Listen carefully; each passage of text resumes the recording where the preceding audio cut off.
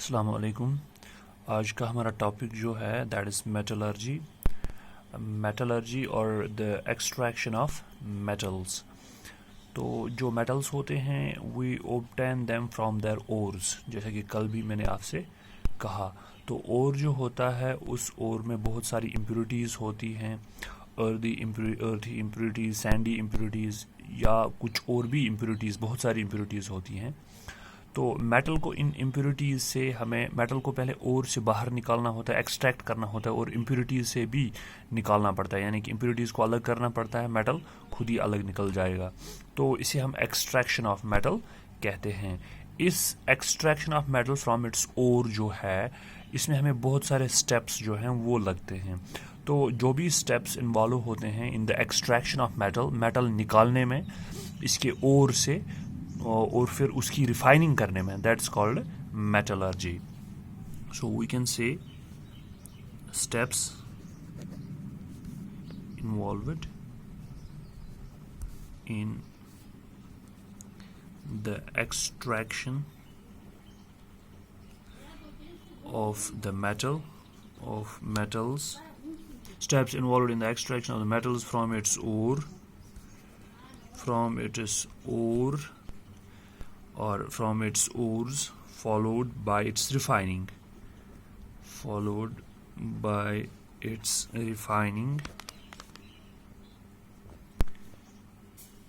is called metallurgy. Metallurgy किसे कहते हैं? वो स्टेप्स या वो मेथड्स जिससे हम मेटल को उसके ओर से एक्सट्रैक्ट आउट करते हैं और फिर मेटल की रिफाइनिंग करते हैं, उसे हम मेटलर्जी कहते हैं। यानी कि मेटल को ओर से बाहर निकालना, क्योंकि ओर में बहुत सारी इम्प्योरिटीज़ होती हैं, तो इम्प्योरिटीज़ को अलग करके मेटल को वहाँ से निकालना, दैट्स कॉल्ड द मेटलर्जी। लेकिन इस प्रोसेस में जो है, ये प्रोसेस डिपेंड करती है कि इम्प्योरिटीज़ किस टाइप की हैं, nature of impurities.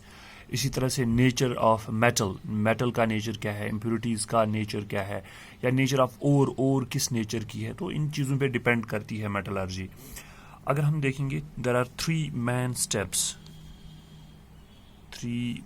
Steps involved in the extraction of metal from its ओर।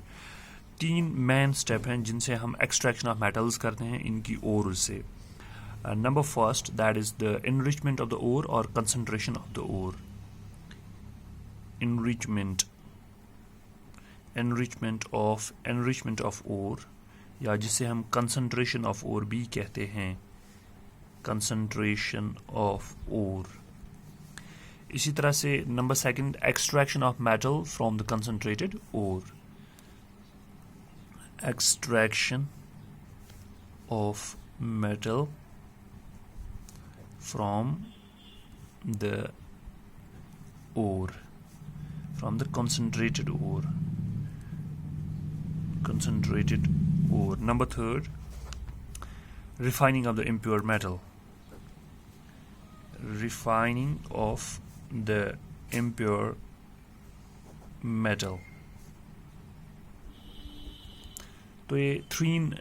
तो ये जो हैं ये steps, these are the 3 main steps which are involved in the extraction of the metal from its ore.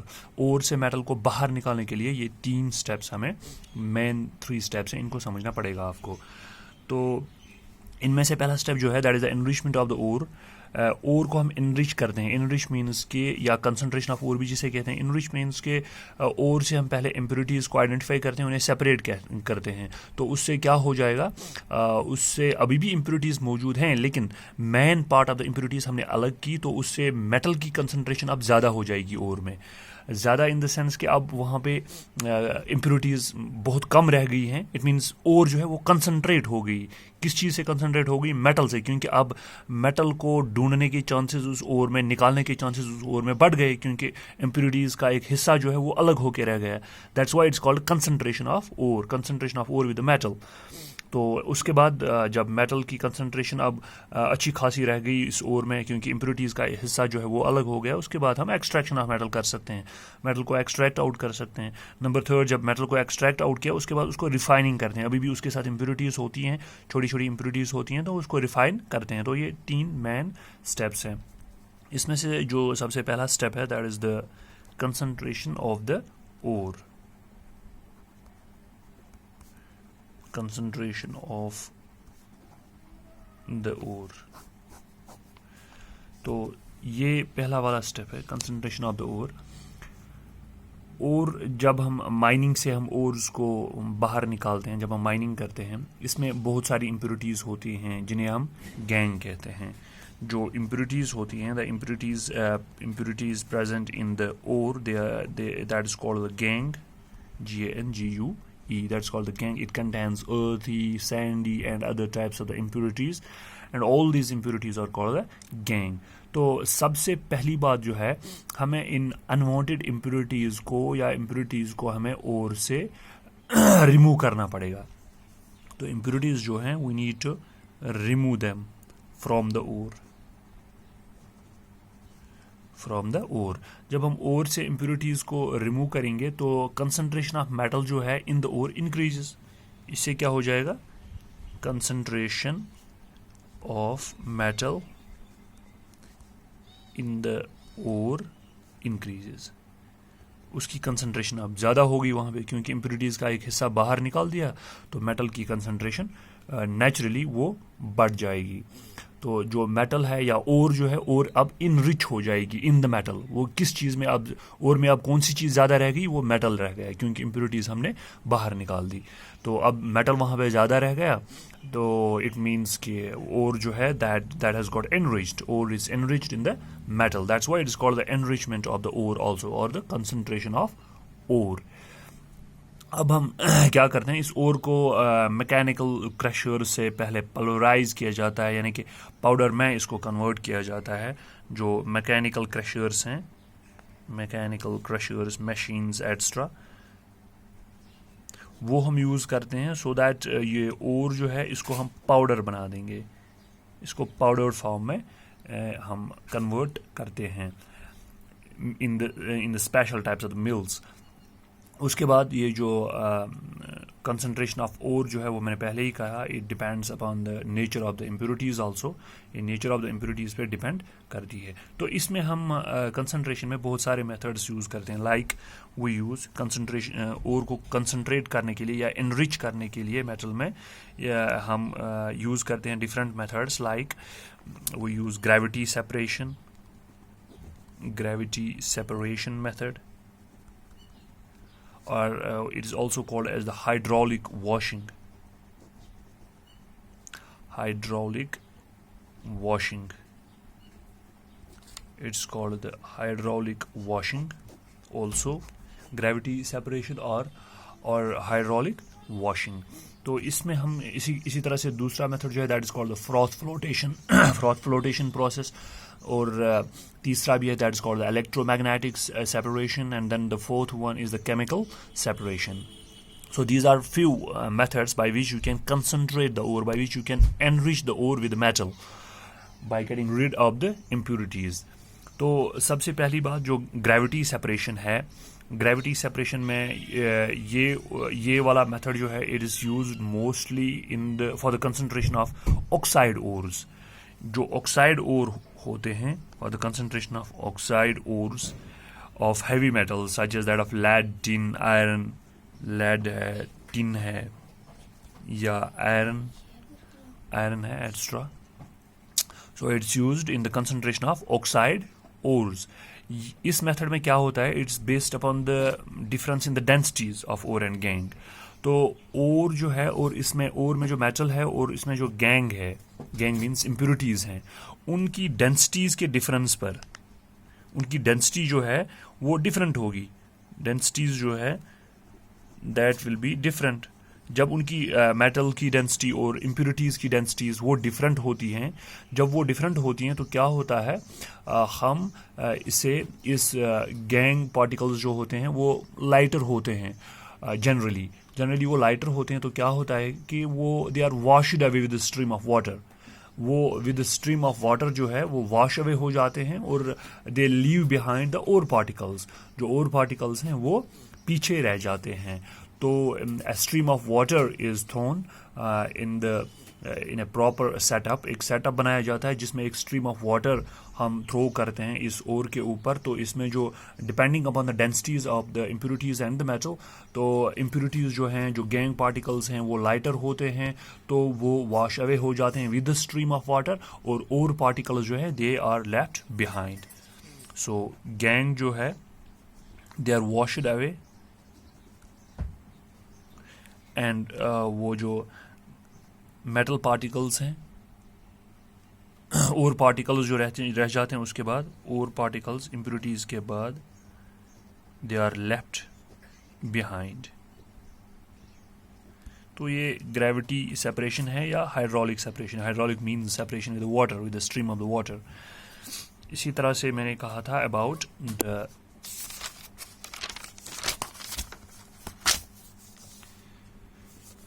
froth flotation, second method by which you can concentrate the ore. Froth flotation process. तो concentration of ओर जो है या enrichment of ore, उसका दूसरा method है froth flotation process. Froth का मतलब ही होता है इट्स लाइक ए फोम, जो फोम बन जाता है किसी चीज़ का, उसी को हम फ्रॉथ कहते हैं। तो ये generally it is used for the concentration of sulphide ores. For hydraulic जो हमने पहले पढ़ा था, hydraulic washing, that is used for the concentration of the oxide ores, but here the froth flotation process it is used for the concentration of the sulphide ores. Sulphide ores जो होते हैं like that of copper, zinc, lead, copper की sulphide ores, zinc की sulphide ores, या lead की sulphide ores, lead PB. तो इनकी sulphide ores जो होते हैं, इन मेटल्स की सल्फाइड ओर्स जो होते हैं, उनको कंसंट्रेट करने के लिए हम फ्रॉथ फ्लोटेशन प्रोसेस का इस्तेमाल कर सकते हैं। तो इसमें क्या हो जाता है कि जो ये सल्फाइड ओर जो है it is wetted by oil, और जो गैंग जो होता है, gangue means impurities, that gets wetted by water. तो ऑयल और वाटर से वेट होने के बाद जो पाउडर्ड ओर को टैंक में डाला जाता है, and then oil is added, pine oil is added into it, और उसके बाद कंप्रेस्ड एयर इसमें पास किया जाता है।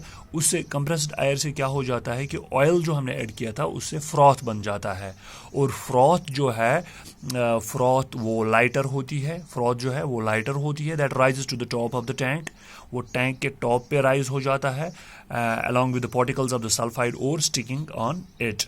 और जो सल्फाइड ओर के पार्टिकल्स होते हैं वो फ्रॉथ के साथ टैंक के ऊपर चढ़ जाते हैं, राइज हो जाते हैं on the top, and it floats, और ये फ्लोट हो जाता है, and then it is skimmed off. तो इसको हम बाद में वहाँ से सेपरेट कर सकते हैं। और जो गैंग पार्टिकल्स हैं जो वेट हो जाते हैं बाय द वाटर, वो सेटल डाउन हो जाते हैं यहाँ पे। यानी कि यहाँ पे फ्रॉथ जो है, फ्रॉथ या जिसे हम फोम भी कहते हैं, froth is just like a foam, froth is just like a foam. इस फ्रॉथ के साथ या फोम के साथ जो और पार्टिकल्स होते हैं, इन शॉर्ट में कहूँगा, जो और पार्टिकल्स होते हैं वो राइज हो जाते हैं, they rise to the top of tank. एक टैंक में वो फ्रॉथ के साथ राइज हो जाते हैं, क्योंकि फ्रॉथ जो है दैट इज लाइटर,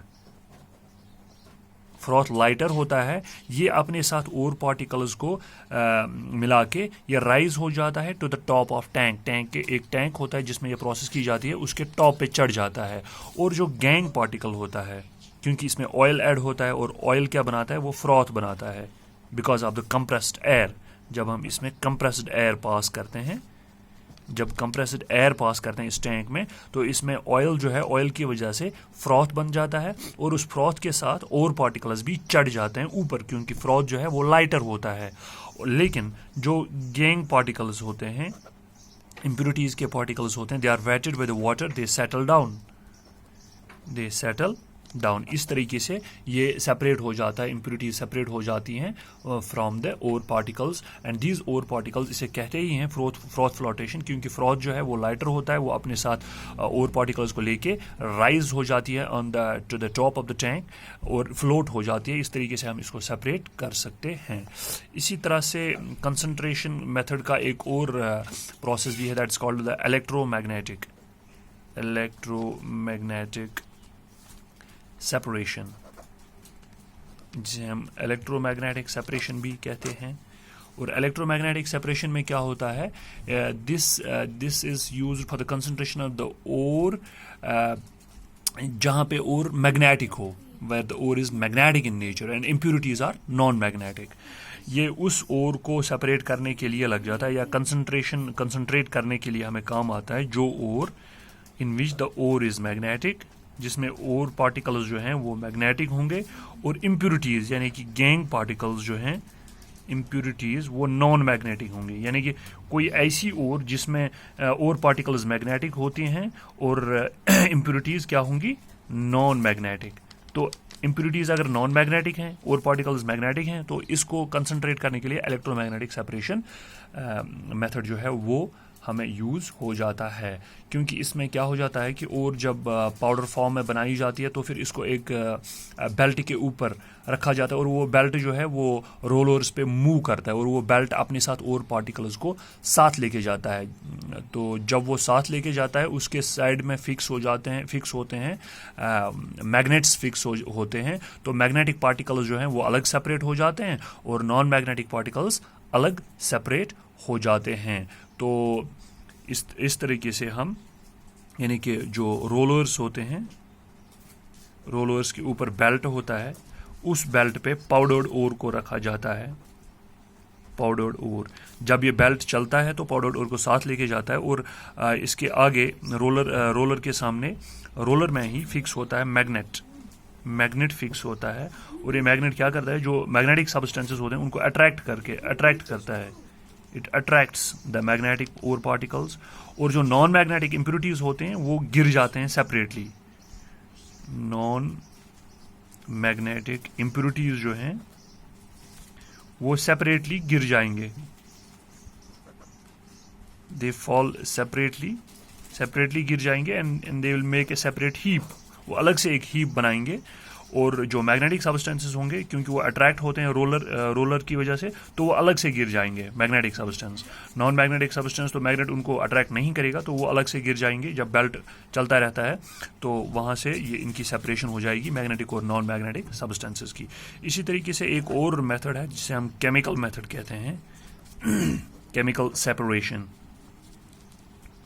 तो केमिकल सेपरेशन क्या है, ये method is based upon the difference in the chemical reactivity of the ore.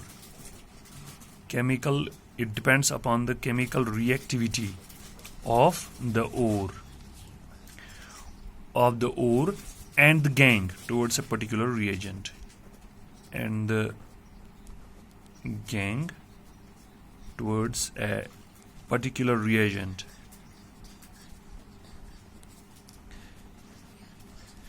It means it is based upon the chemical reactivity of the ore particles and the gang particles.